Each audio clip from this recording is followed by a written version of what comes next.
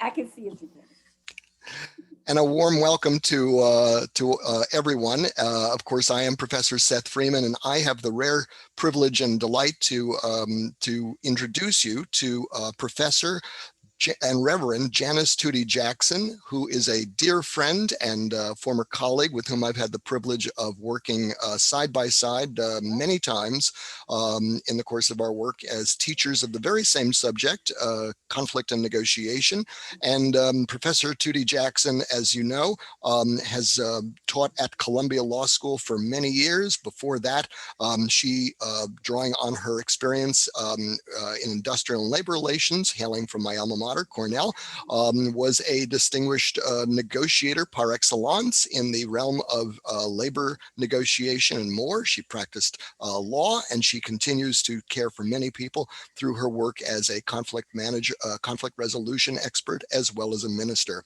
And Janice, a warm welcome. Oh, it's good to be with you. It's always good to see you, Seth. Thank you so much. We're delighted to have you with us, and I want to make full use of our time together. So what I'm going to do is go right to it by asking you my first question, and then stop talking and let you do more of the talking indeed. So what I'd love to do is first invite you to tell us a bit about your experience as a professional labor management negotiator in the agribusiness. Okay, yeah. Well, let me give you some context.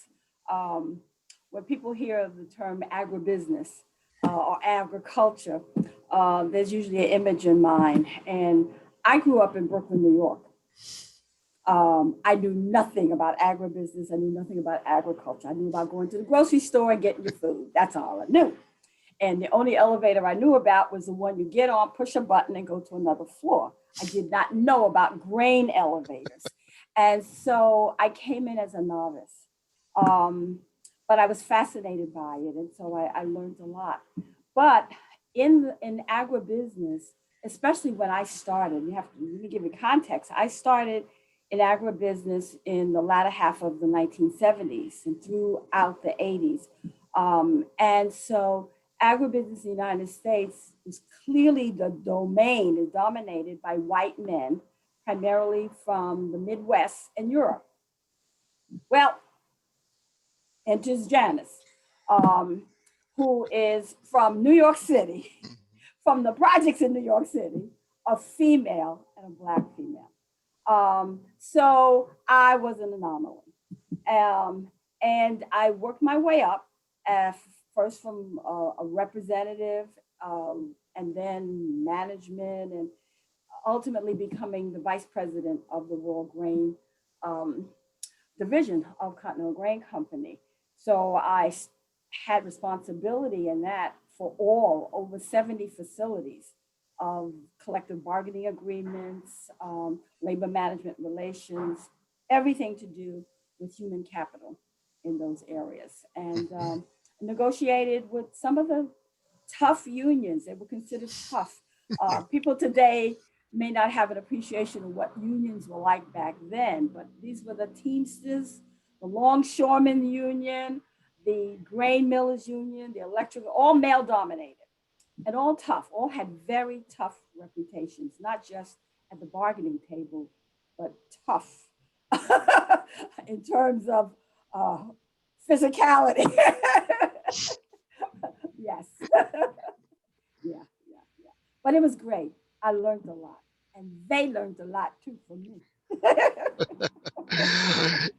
Exactly. And that's one of the reasons we're here together today. And thank you. That's a really great lead in. One of the things that I'm keen to build on from that, Janice, is to hear, what do you most want students to learn from your experience as a negotiator? And just let me acknowledge that the students have indeed faced at least a little glimpse of dealing with an extremely tough counterpart. They've dealt with evil Pat Gray, whom you and I have chatted about ourselves. And so with that in mind, and your own experience dealing with just tough counterparts, what wisdom do you have for us? Okay. The first thing, you got to be prepared. And I don't mean being prepared theoretically. I mean really being prepared. You have to think of yourself almost as a agent of a spy. You really have to do your homework. Not only on what the issues might be, what the interests might be, what the BATNers might be, but on the individuals you're going to be negotiating with. You got to know them. And it's not easy to do, but you can do it. And one of the things I would do is, first of all, I would set up my own meetings. I wouldn't have my assistant or someone on my staff set up my meetings. I would do it myself on the telephone, not this way, because I need to hear that voice. I need to understand who they are, what might motivate them. The other thing that I would do is I'd meet privately with the chief negotiator of the team that I was going to be negotiating with. Oftentimes, my own people didn't even know I was traveling to that town, that country, just to get to know them, okay, on another level. So that's really important. The other thing— You would meet with the other side. You would meet with the evil Pat Gray. Absolutely. Okay.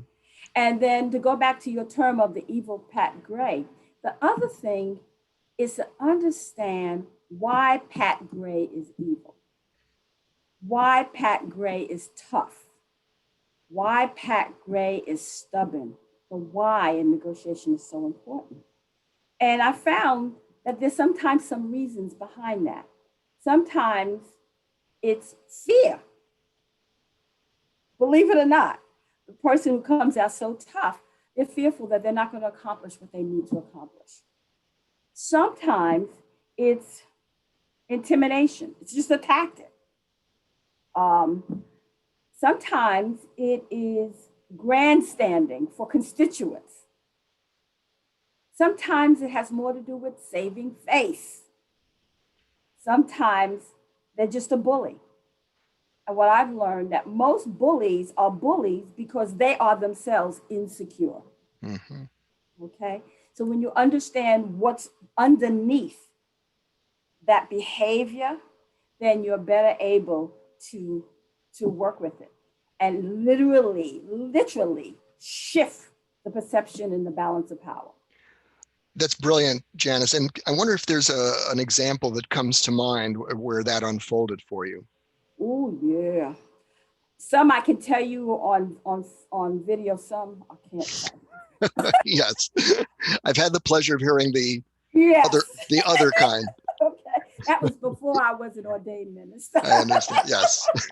But I can clean up some of them. Okay. I think about even the one that I shared with you, negotiating with the Teamsters in Middle America. Well, actually, this was dealing with the Great Lakes. And so the person I was negotiating with, I'd never met him before. I was young in this, so I hadn't met with him beforehand, but I knew his reputation. And he had always negotiated with the person I reported to at the time, who was then the vice president of labor relations. And we were in our very first meeting. We have our two teams at the table. And he had a reputation for bullying. He had a reputation for intimidating. He had a reputation for physical intimidation.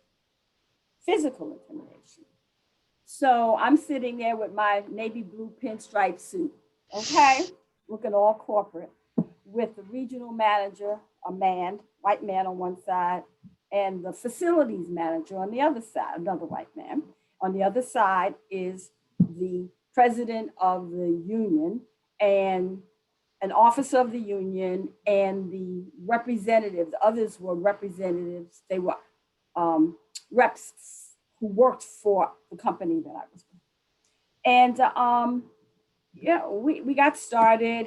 My approach was very different than he expected. And to cut it short, he just said to me, after I had presented our proposals for changes, he just said to me, he said, you tell, and he used a derogatory term for an Italian, someone of Italian descent.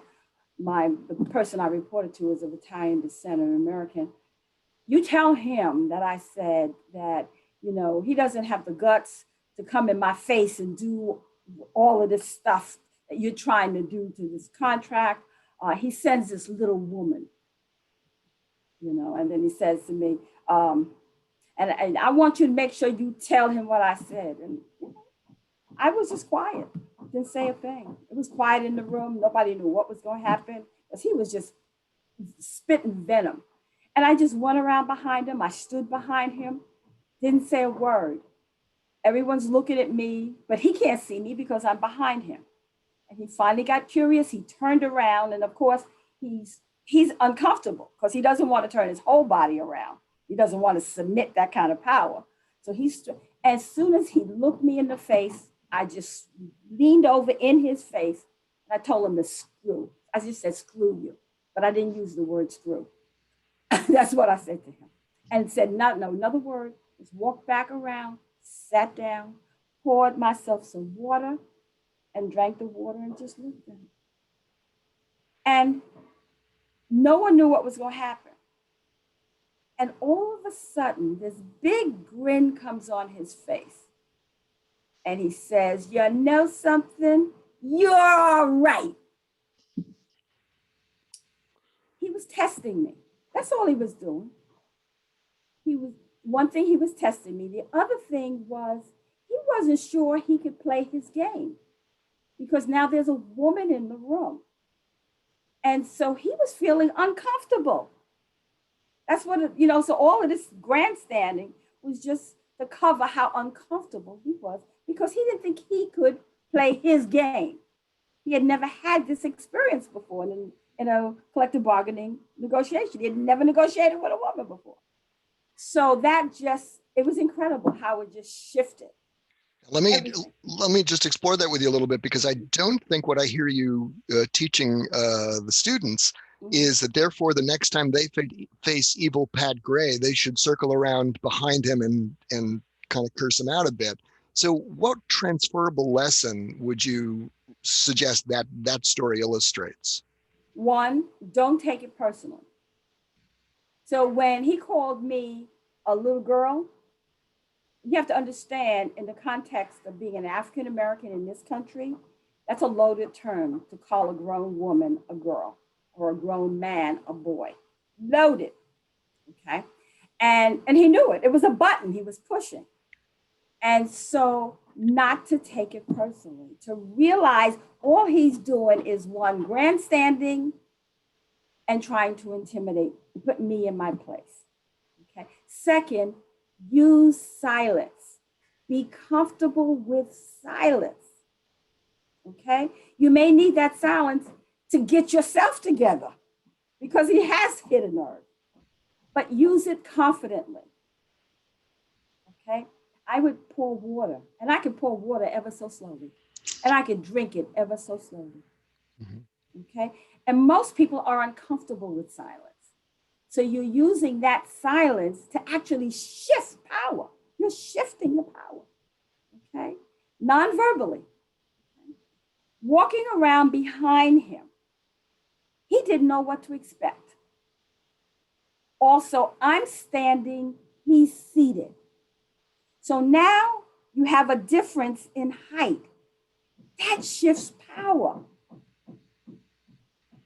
And then when he had to turn around, but he couldn't turn all the way around in his chair because he would, that would be too much to give me that kind of attention. He's twisting his neck. He's in an uncomfortable physical position. Again, power. And one of the things I'm also gathering is that this doesn't just happen, although you might have made the choice in the moment. It was the culmination of some real forethought that you really had clued into who you were dealing with emotionally as well as cognitively. Am I hearing that right? Absolutely. And so you have to prepare. You have to prepare so that it doesn't come out of nowhere and you say, oh my God, I wasn't expecting that. Or how dare he talk to me like that? Oh, who cares? In the end, keeping eye on why you're there. And this bears on a very important point that skilled negotiators, and correct or amplify as however you see appropriate, Janice, what this reminds me of is that skilled negotiators are not afraid to use anger but they do it intentionally. They don't just lose it, but they are very purposeful in their use of the language and the emotion that they want to register. Yeah. Yeah. And that's the second point. And that is, or maybe it's my third point, is emotions are very integral part of a negotiation. I don't care how corporate, how business it is, emotions still come into play. Mm-hmm. And any negotiator who fails to recognize that and respect that will be at a disadvantage. Mm-hmm. You mentioned a moment ago that you were in a situation where you were the only Black woman in the room. I think you were the only woman in the room. You're also the only Black person in the room. So students often ask me what to do when they're considering entering an important negotiation, but they feel there's a serious power imbalance due to gender or race or both.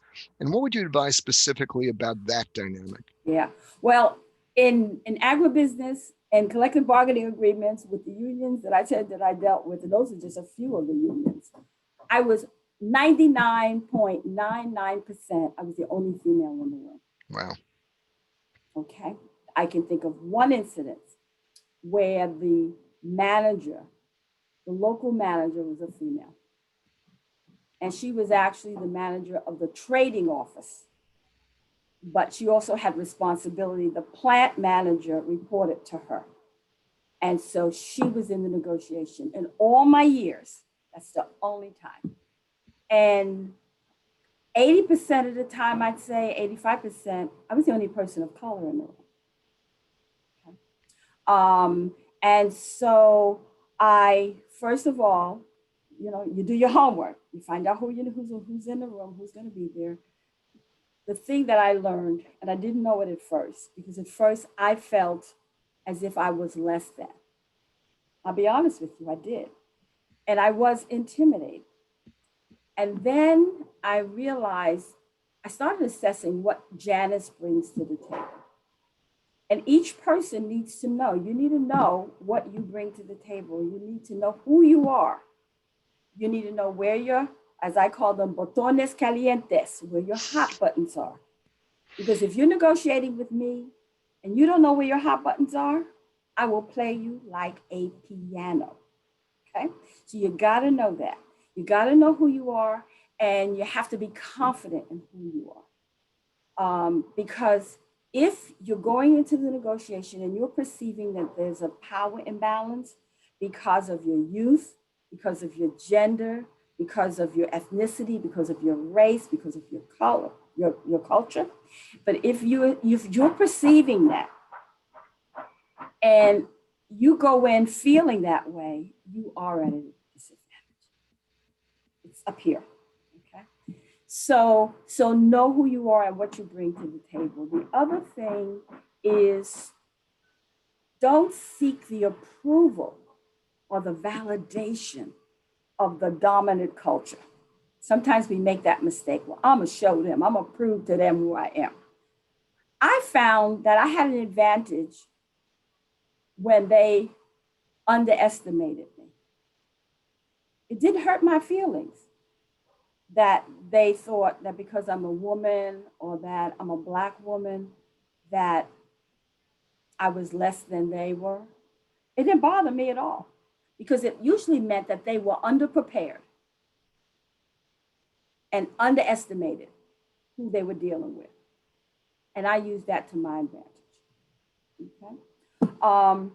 So you're not seeking approval, because if you're seeking approval or you're seeking acceptance, that becomes your number one interest. So you've taken the interest that you came to this table to negotiate, it's fallen off the table, because now your number one interest is to prove who you are, that I'm as good as you or I'm better than you. And then they got you. This is brilliant. This is brilliant, Janice. And I remember how I felt psychologically and emotionally when I was, in graduate school. Mm-hmm. And I know that when somebody said, just be confident, mm-hmm. Well, there's quite a life journey that can accompany that transition from mm-hmm. being unsure of oneself mm-hmm. to being very confident. So if one is still still building confidence Yeah. in yourself, and you're still not sure about yourself. And you've also got these gender dynamics, and you've got these race dynamics, or these ethnic dynamics. What else what can you do, short of living out one's whole life, to feel that kind of confidence that you were describing? For me, it was drawing on things I had accomplished, which had nothing to do with what I was doing as a negotiator, but just looking at the hurdles that I had overcome in life, looking at the things that seemed daunting that I had, and it could be little things, literally list them, literally, because we forget about them.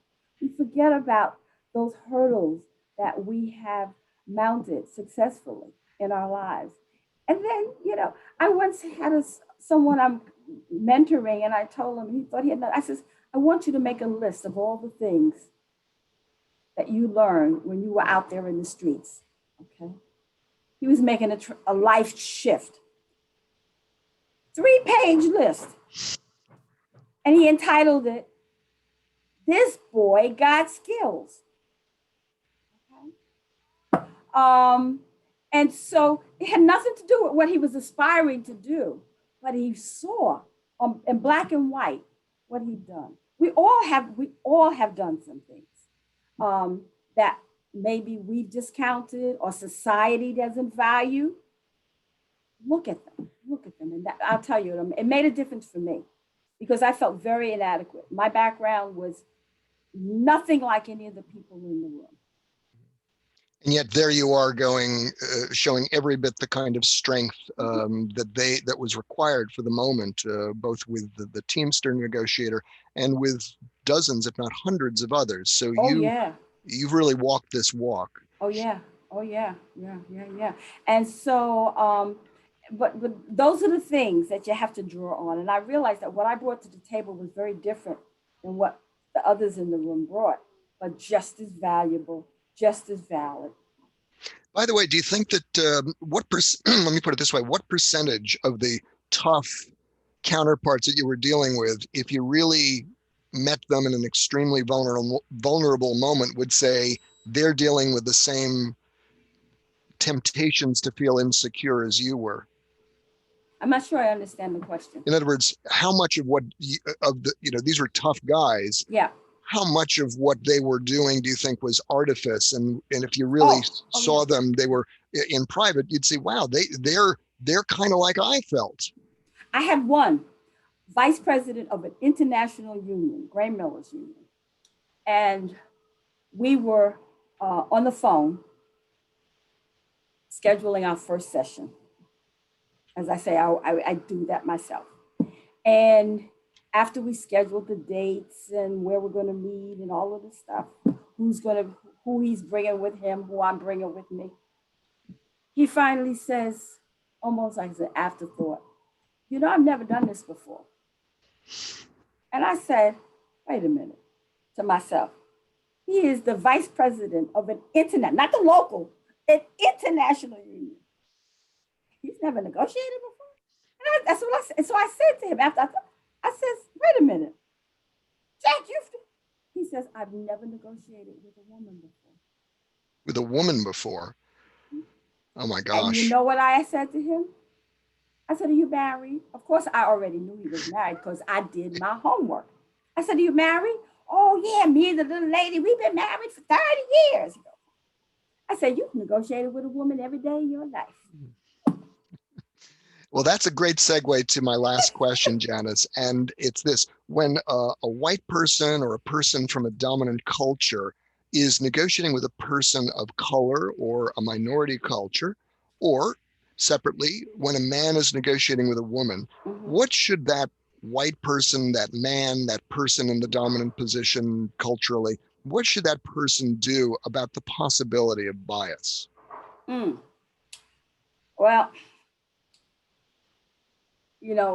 this is tied into, I see this is tied into power balance dynamics, because there's the assumption that the dominant culture, the dominant the one perceived as the dominant culture, perceived as a dominant gender, has most of the power, and that the other is disadvantaged. And we all know that managing the power in a negotiation is a fundamental part of the negotiation. No one wants to give up their power in a negotiation. Let's be honest, okay? So I think that the real question for that person to ask themselves is, how do gender or race or ethnicity or culture or age, how does this affect my worldview? I'm gonna say I'm a white male.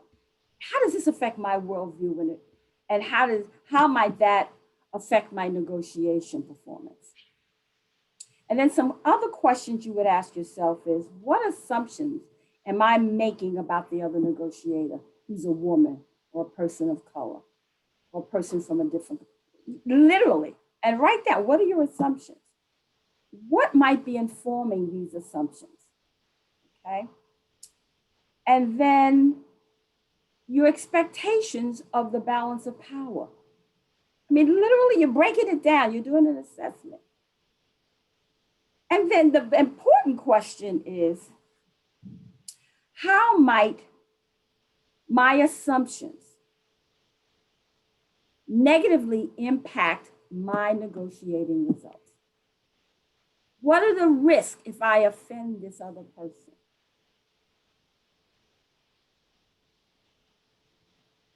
So you got to first figure out where your head is at first. What is it you're trying to achieve? How might your performance, your strategies be affected by your view? Some of it is unconscious, of the assumption of privilege even, okay? And then what am I risking? I mean, because you can use that power. You can use it effectively. You can use it in a way that's ineffective. You can win the battle and lose the war.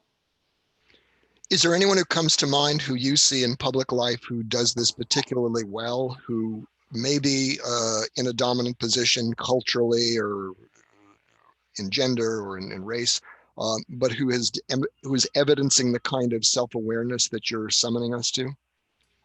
Evidencing the self-awareness. I thought you were asking me a different question. Oh, well, I'll answer the question you'd prefer if you like. Who is it? Who isn't? No, I'm not even gonna go there. No, I'm not going to talk about who isn't. I'm looking for positive examples. Yeah. The thing I'm trying to think if there's anyone in the public eye who has this awareness when it comes to negotiation, because you realize that, unless you're at the table, you don't really know what's going on. It's true. It's often a closed box. You only know what's reported. But the thing is to be cognizant of where your head is. And during these times, a lot of us, our eyes are opening up. My eyes are even opening up. And it's just really important that we check in with ourselves and be honest with ourselves, because the stakes may be higher than we realize. Although it's a negotiation between individuals, the individuals are representing constituents, organizations, populations of people. And so you really have to check yourself out. Okay. Yeah. Because Janice? The other thing I just want to add is that always remember there's a reason why the other person, no matter how offensive they are, no matter how evil they may seem, using your word, there's a reason why they're at the table. You have something they need or that they think they need, okay? And so realizing that, sometimes you have to periodically test that assumption. Sometimes you have to use strategies or tactics to give a wake-up call. Some you do publicly in the setting, some you do privately to save face for the other person. Okay? Well, uh, yeah, that's a tantalizing concluding thought. There's so much to unpack there, and I'm going to resist the temptation only because I want to keep the video a manageable length. But that may actually be a lead-in for one of many questions I'm sure the students are going to want to ask. Yes, yes. So we are very excited about your joining us, and we're just tickled to have you with us in this video. I know I am, and it's always a great pleasure and privilege to have you, Janice, to be with you. So thank you. You've given me a lot in this conversation, and I'm psyched that the students will gain it too. So I hope so. And I'm looking forward to meeting your students via Zoom. I really am. And I encourage them to bring their questions. Bring their questions. I will too. And with that, thank you for starting an excellent conversation with us. It's a great pleasure, and I'll sign it off here and look forward to more. Very good. Thank you, Janice. Thank you. Bye. Bye.